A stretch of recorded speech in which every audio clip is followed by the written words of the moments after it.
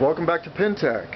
I just finished doing extensive repairs in the shop out on the Sanyo Comet 2 Pachinko machine, and this video is for the client to show him the machine functioning 100% after the work that was done. This is part 1 of this Pachinko machine, as I'm showing the face of the machine. In part 2 I'll show the rear of the machine and all the mechanical features and assemblies working on the back of the machine in part 2. So, as you should know, the object of the game is shoot balls into the playfield area where they will fall through gravity down through the pins randomly, and you want them to land in one of the pockets. Each time a ball lands in a pocket, you'll get paid out in more balls where you can continue to play. When you start the game, you load the ball hopper in the back of the machine with balls, and the entire machine's functions run off of the gravity and the motion of the balls that are in the machine. These balls will also be what gets paid out for jackpots. When that hopper goes low, this light will come on. This is your low hopper light, so it'll come on just before the hopper is completely empty. Once the hopper is completely empty, you will not be able to fire balls into the playfield anymore until you reload the hopper. I also added a modification by installing a light in the center attract feature. So now anytime you get a jackpot, a light will come on in the center of the machine. On this particular machine you have 3 tulip pockets, 4, 1, 2, 3, and 4. You'll see they're very wide. Unlike these stationary pockets here, these are mechanical pockets. Anytime a ball enters a tulip pocket, the wings on the tulip will close up to make the hole as small as the stationary pockets. The following ball that goes into the tulip will once again open the wings up, or these tulips, into the orientation that they are now. So that gives you a better chance of getting a jackpot. After you get the first initial ball into the pocket and it gets bigger, you have a better chance of catching another ball for another jackpot on the following ball. If you get a lot of if you get a lot of jackpots in a row and your feeder tray, your ball feeder tray starts filling up and overflowing where the balls start backing up, you depress this lever to the left and it dumps balls down into your overflow tray, and that's what this tray is for, the overflow of the balls up in the feeder tray here. This ball feeder tray feeds balls into the shooter mechanism right here, and to play a game you place your thumb on the shooter handle here. Use your index finger to brace against this rod here. You pull the shooter handle down and then you release it.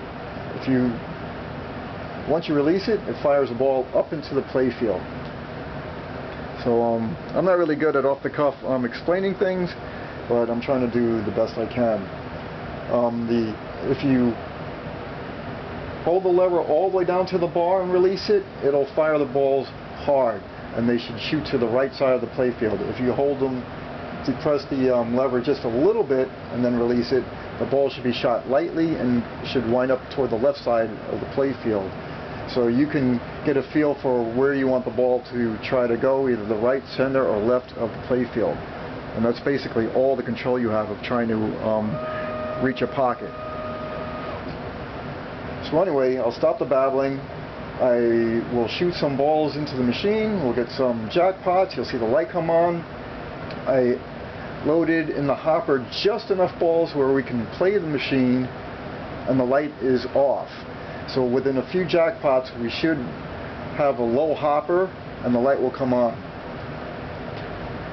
That way you'll see that all the things are functioning that should be. So let's fire some balls into the machine.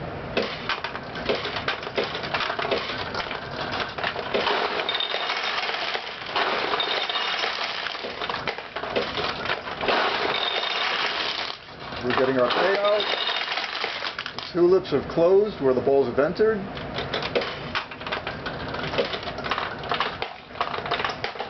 That tulip is closed. And of course now it's going to be a little hard to score because the tulips are smaller.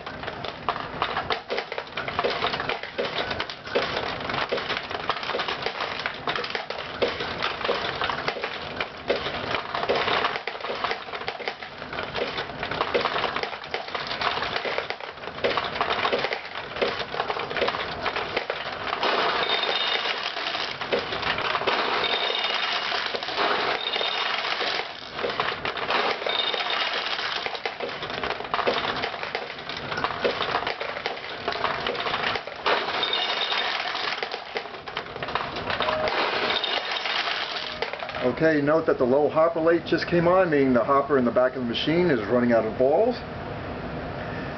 And in this state, you can still fire balls until it's completely empty, and then the shooter area will not be allowed to have balls loaded from the feeder tray, so no more balls will be loaded into here. So let me flip the rest of these balls that are in here.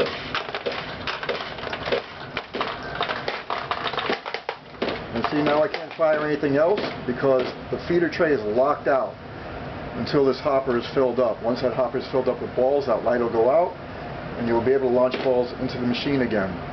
So let me load some balls up.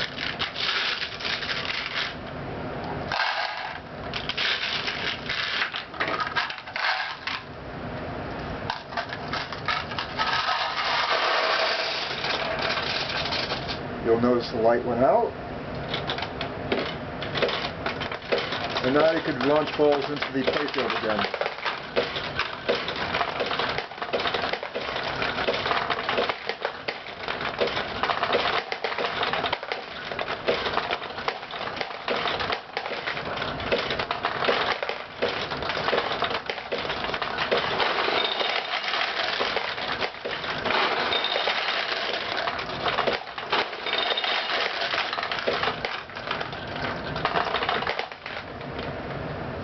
And one thing of note that I forgot to mention is if you get a ball in the left side of the center attraction mode, it'll open up the two tulips, this one and down here, I believe.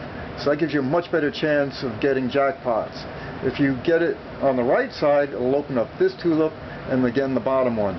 So it's a really good thing if you get a ball in the center attraction mode right here, because that'll give the best payouts, obviously, and that's your main goal, is to get the best payouts by getting balls through the center of the machine.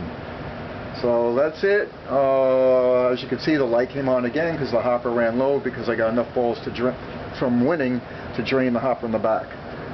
So anyway, that's a lot of babbling. Not sure if I did a good job on the description of the play, but that's the Sanyo Comet 2 Pachinko machine functioning 100%. If you like this video, please give it a thumbs up or subscribe to the channel. If you have a pinball machine or a Pachinko machine that needs repair or restoration, just look me up at Pintech on Facebook. Okay, thanks for watching.